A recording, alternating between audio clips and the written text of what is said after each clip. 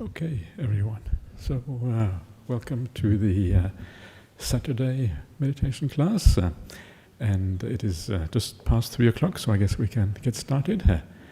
And just going to give you just a little bit of a few hints how to kind of get going with meditation, a few hints about how to make this process work, and then we can take it from there. And one of the fascinating things that Ajahn Brahmali was always emphasizing in meditation, especially in the early years when I was really struck by this because it was quite extraordinary to me. And this was this idea that you don't do anything in meditation.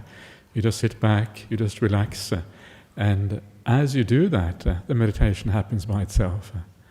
And Ajahn Brahmali had this idea of the Teflon mind. You just sit there, observe, and things they don't stick in the mind. You just carry on, you're just aware.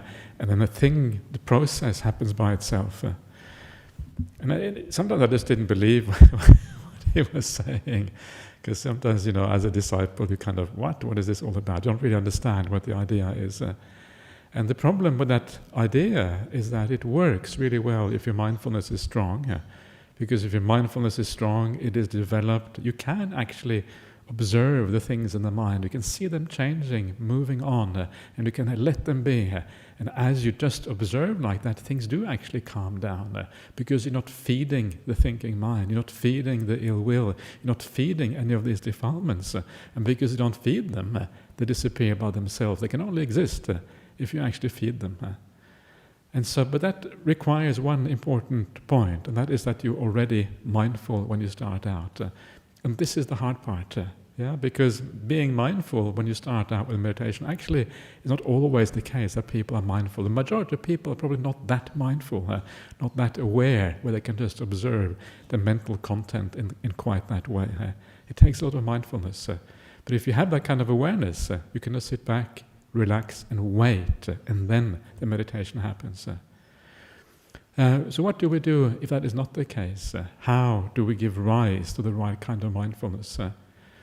Last night I was talking about the idea of the thinking mind and what actually conditions the thinking mind. And one of the things, if you start to really observe your mind quite closely, you will see that the thoughts are always preceded by a perception. There's always a certain perception that comes before the thinking mind, and that perception will color or guide the kind of thoughts that come after it. So you will notice, for example, that if you have a kind of negative perception to begin with, the thinking pattern will tend to be negative. If you have a positive perception, the thinking pattern afterwards will be positive as a consequence of that perception. So it's very useful to be aware of where your mind is at when you start out. And if your mind is in the right place, then mindfulness is likely to arise. If your mind is in the wrong place, mindfulness will not arise in the same way. So be aware of that. And then as you set out on the journey of meditation, start out by establishing that positive perception. And it can be very simple.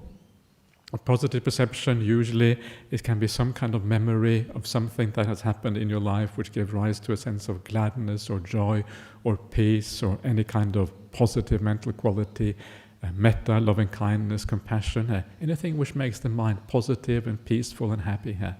Very often it is enough to have a memory of the past, a memory of one of these kind of events, and then bringing that memory into the present.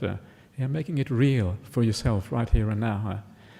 And in this way you can actually bring back those same feelings into the present. And this is kind of really all we need to do sometimes. And you can go from either a neutral, bored state, even from a negative state to a positive one. And then that positive perception creates the environment in the mind by which the meditation process will then happen by itself. And this is exactly what the Buddha says in the suttas. I always like to check the ideas that use a meditation against the word of the Buddha. But it's kind of fascinating. You do these things and you investigate your own experience, as I was saying yesterday, and then you measure it against the suttas. And usually, if that experience you had is real, if it is a real thing, it will match with something the Buddha has said. And of course, this is what the Buddha says very often is the foundation for all meditation. the idea of doing a recollection that establishes a certain environment in your mind. The recollection, Buddha talks about these things in terms of the recollection of, generosity and virtue and these kind of things. But that is exactly what this is about, remembering some good event in your life that you feel positive and happy about. And so it matches very closely with how the Buddha explains the process of meditation. That is always a very kind of positive kind of reassurance that we are on the right track. So when you do meditation, try to establish that environment first of all, and then when the environment is reasonably right, and sometimes that may not work very well. Sometimes you may have to do something else before you can meditate, but often you will be able to do that. And then the meditation is a chance. It will work much better as a consequence. Otherwise, we just keep hitting our heads against the proverbial brick wall, and that is painful, as we know. So, let's do some meditation together.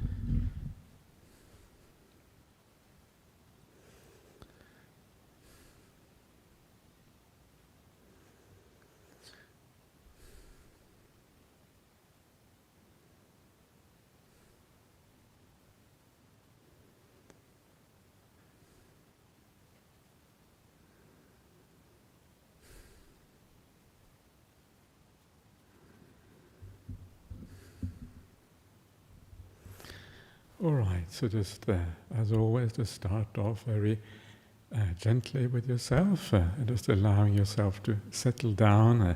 It takes always a bit of time for the mind to get a kind of beginning of peace and tranquility, just letting go of the immediate past. So give yourself a bit of time, be comfortable, find that ease of the body and the mind, that beginning of a good environment that makes this path possible.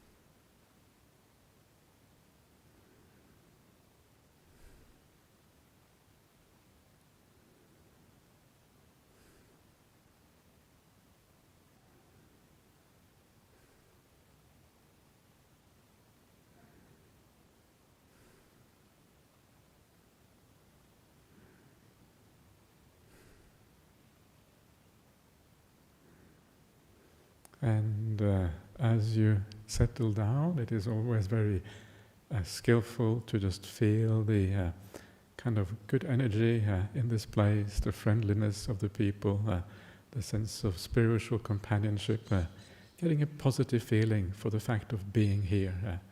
Because when you feel a sense of positiveness about being here, a sense of safety, a sense of comfort and ease, and that is likely to set the framework for the rest of the experience. So see if you can guide your mind into this feeling of what a wonderful thing it is to be in a place like this.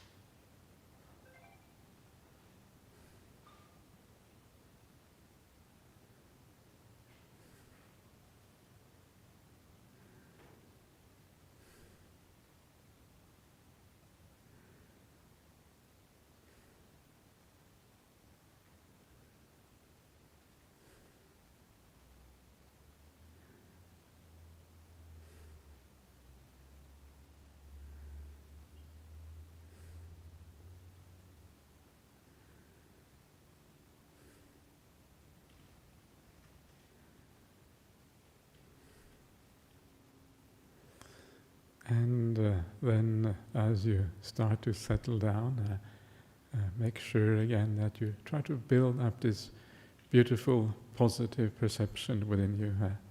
And something very simple. Don't try too hard, just nudge the mind gently in the right direction. And just bring up some perception from the past, the idea of an action that you have done, maybe something someone has done towards you, or perhaps the general fact that you are living a good life. Whatever gives rise to a sense of gladness of the heart, a sense of joy, a sense of positive spiritual uplift that will carry the meditation forward. And so we all have these experiences in our lives, and now is the time to make use of them. This is why we are living this life in the first place.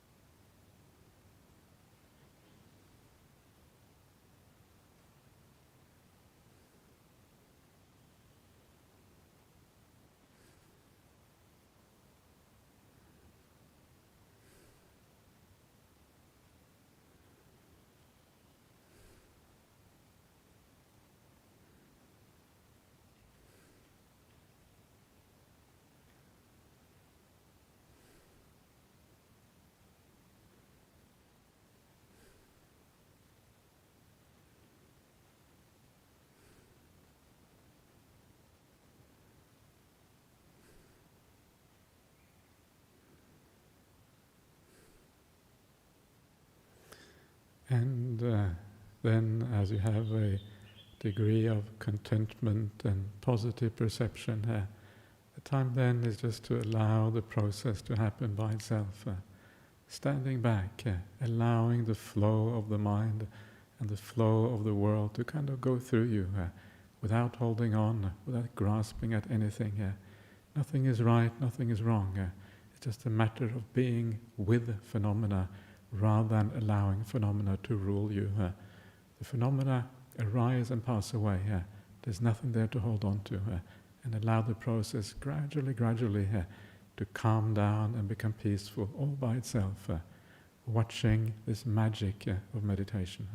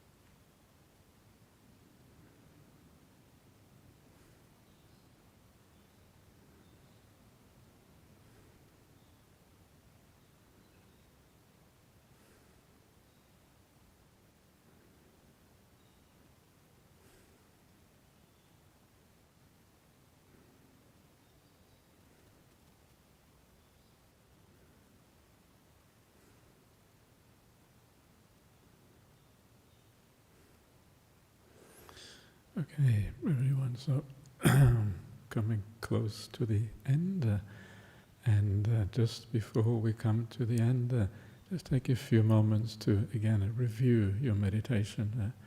And if you do feel some positive qualities having been developed, ask yourself why that is the case.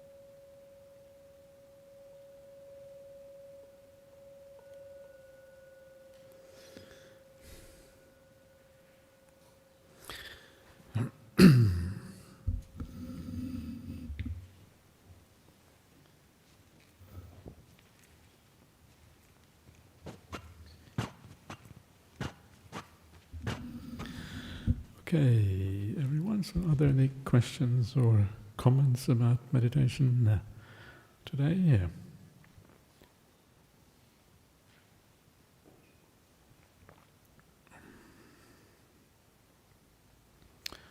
Everything quiet? Okay, good. Oh, there's one over there. Okay. Just behind you, Bill? Okay. Yeah. Yeah. When it comes to our meditation pose and stance, should we sit so that our legs don't go numb? That is usually helpful, because if your legs go numb, it kind of feels bad and it becomes hard to sustain the posture. So if you can find a posture where you can avoid that, it's helpful. The point about posture in meditation, posture is not important. It's not really what matters. Meditation is about calming the mind, and whatever happens to the body is kind of largely irrelevant. So sit on a chair, lean against the wall, have lots of cushions. Whatever works for you basically is good. That's kind of the answer. All right.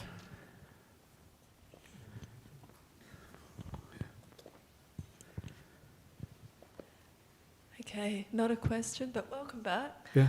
And an announcement is that the Kalyana Friendship Community is on at 5, otherwise known as Chat to a Monk. And Venerable Metaji, are you joining us? Yeah. So be with Venerable Metaji, complete with Punjabi sweets for Diwali. So come join us, 5 o'clock, right here.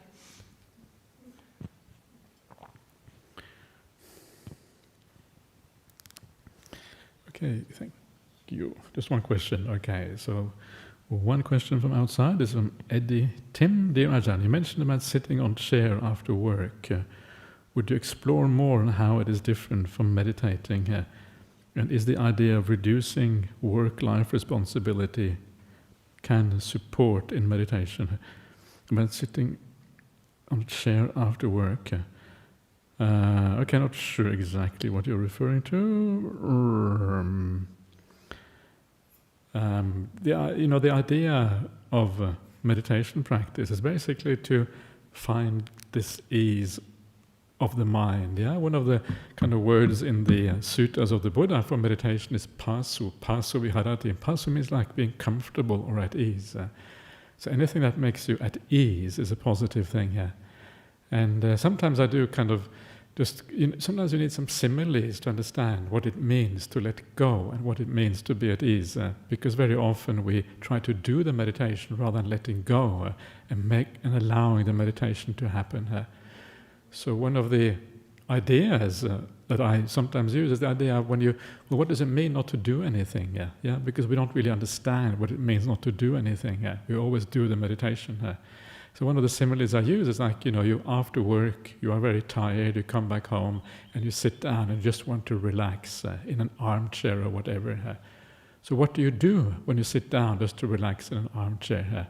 Well, that is what you do there is really nothing. Yeah, you just allow things to flow. You allow the mind to go by itself. You don't try to control anything. You just spent the whole day at work trying to control, and now you want to relax. You don't want to control anymore. You want to allow things to flow. So this is the idea. We're just resting, allowing things to be, allowing the world, the mind, the external things, everything to just go according to our natural rhythm, without you interfering with things. And so the idea here is just to give a simile for what it means to let go. Yeah, the opposite of controlling or holding on or making things be in a certain way. That's kind of the idea behind that. So the two things in meditation: one is to enjoy, and the other one is to let go. So that mindfulness that comes with enjoyment and the letting go, sometimes they seem opposed to each other. Because if you let go, it's like you kind of go all over the place. You do some mindfulness. But if you use a bit of willpower, you can kind of stay mindful. So there seems to be one of those. Both of those are really wrong. The idea is to be mindful and enjoy together with letting go. That is kind of the holy grail, if you like, of meditation practice. That is kind of what we're trying to find a simile for. Like watching a sunset, for example. Watching a sunset is something that is enjoyable, so it's easy to be mindful. And it's also and because of that, you kind of let go. You just enjoy the sunset. Meditation is about that balance between letting go, mindfulness, and enjoyment coming together. Okay, everyone. So that is all for now. So let's just pay respect to the Buddha Dhamma Sangha.